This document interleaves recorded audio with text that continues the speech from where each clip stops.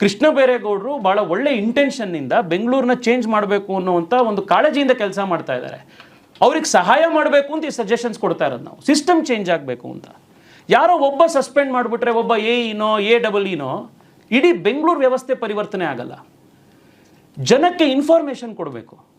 ನನ್ನ road history, ಈ ರಸ್ತೆ ಯಾವಾಗ ಲಾಸ್ಟ್ ಹಾಕಿದ್ರು, ಈ ರಸ್ತೆಯಲ್ಲಿ ಯಾವಾಗ, ಈಗಿರೋವಂಥ ರಸ್ತೆ ಪೀರಿಯಡ್, ಮೇಂಟೆನೆನ್ಸ್ ಪೀರಿಯಡ್ ಎಷ್ಟು ದಿವಸ ತನಕ ಇದೆ, ಇದನ್ನು ಬೆಂಗಳೂರಿನಲ್ಲಿರುವಂಥ ಟೆಕ್ ಟ್ಯಾಲೆಂಟಿಗೆ ನೀವು ಒಂದು ವಾರದಲ್ಲಿ ಈ ಡ್ಯಾಶ್ ಬೋರ್ಡ್ನ ನೀವು ರೆಡಿ ಮಾಡ್ಬೋದು.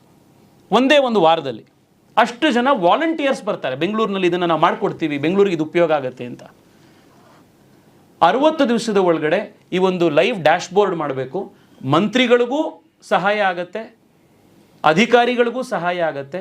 ಎಲ್ಲದಕ್ಕಿಂತ ಮುಖ್ಯವಾಗಿ ಯಾರ ದುಡ್ಡಲ್ಲಿ ಈ ಎಲ್ಲ ಅಭಿವೃದ್ಧಿ ಕೆಲಸಗಳು ನಡೀತಾ ಇದೆಯೋ ಆ ಬೆಂಗಳೂರಿನ ನಾಗರಿಕನಿಗೆ ನನ್ನ ದುಡ್ಡು ಎಲ್ಲಿ ಹೋಗ್ತಾ ಇದೆ, ಏನು ಕೆಲಸ ಆಗ್ತಾ ಇದೆ, ಯಾರು ಎಲ್ಲಿ ಖರ್ಚು ಮಾಡ್ತಾ ಇದ್ದಾರೆ, ಅದನ್ನು ನಾನು ಯಾರನ್ನ ಪ್ರಶ್ನೆ ಮಾಡಬೇಕು ಅನ್ನುವಂಥ ಒಂದು ಅಕೌಂಟಬಿಲಿಟಿ ಸಿಗತ್ತೆ.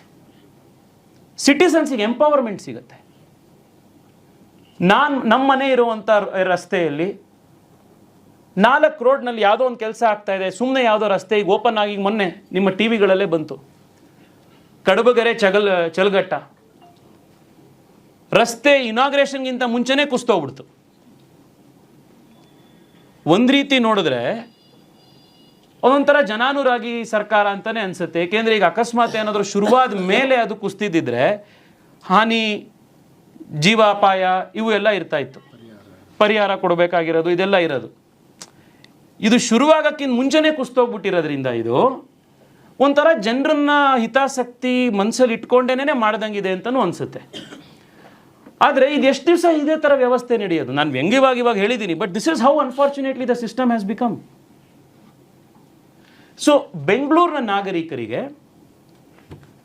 ನನ್ನ ಏರಿಯಾ, ನನ್ನ ವಾರ್ಡು, ನನ್ನ ರಸ್ತೆ, ಯಾರು ಅದನ್ನು ಮಾಡ್ತಾ ಇದ್ದಾರೆ, ಎಷ್ಟು ಹಣ ಖರ್ಚು ಮಾಡ್ತಾ ಇದ್ದೀರಿ, ಇದರ ಇನ್ಚಾರ್ಜ್ ಇಂಜಿನಿಯರ್ ಯಾರು, ಕಾಂಟ್ರಾಕ್ಟರ್ ಯಾರು, ಇದರ ಮೇಂಟೆನೆನ್ಸ್ ಪೀರಿಯಡ್ ಏನು, ಡಿಫೆಕ್ಟ್ ಲಯಬಿಲಿಟಿ ಪೀರಿಯಡ್ ಎಷ್ಟು ದಿವಸ, ಅಷ್ಟು ಒಳಗಡೆ ಆಗಲಿಲ್ಲ, ಅದು ಏನಾರೋ ಕೆಟ್ಟೋಯ್ತು, ಹಾಳಾಯಿತು ರಸ್ತೆ ಅಂತಂದರೆ ಯಾರನ್ನ, who should we hold accountable? ಈ ಪ್ರಶ್ನೆಗೆ ಜನಕ್ಕೆ ಉತ್ತರ ಕೊಡಿ, ಸಿಸ್ಟಮ್ಯಾಟಿಕ್ ಆಗಿ ಉತ್ತರ ಕೊಡಿ. ನಾನು ನಿಮ್ಮ ಸರ್ಕಾರ ಅನೌನ್ಸ್ ಮಾಡಿರುವಂಥ ಪ್ರಾಜೆಕ್ಟ್ಗಳ ಹೆಡ್ಲೈನ್ನ ಕೊಟ್ಟಿದ್ದು. ಕೇವಲ 1 ವರ್ಷದಲ್ಲಿ ಇಷ್ಟು ಸಾವಿರಾರು ಕೋಟಿ ರೂಪಾಯಿ ಅನೌನ್ಸ್ ಮಾಡಿದ್ದೀವಿ. ಒಂದೊಂದು ಸತಿ ಒಂದೊಂದು ನಂಬರು. ಬಹುಶಃ ಅಧಿಕಾರಿಗಳನ್ನೇ ಕರೆದು ನೀವು ಯಾವ ನಂಬರು ಏನು ಒಂದ್ಸತಿ ಒಟ್ಟಿಗೆ ಕೊಡಿ ಅಂತಂದ್ರೆ ಅವರೇ ಕನ್ಫ್ಯೂಸ್ ಆಗ್ಬಿಡ್ತಾರೆ. ಇದನ್ನು ಡಿಸೆಂಬರಲ್ಲಿ ಹಿಂಗೆ ಹೇಳಿದ್ರಿ, ಅಕ್ಟೋಬರಲ್ಲಿ ಹಿಂಗೆ ಹೇಳಿದ್ರಿ, ಸೆಪ್ಟೆಂಬರಲ್ಲಿ ಹೇಳಿದ್ರಿ, ಯಾವುದು ಏನು ಅಂತ.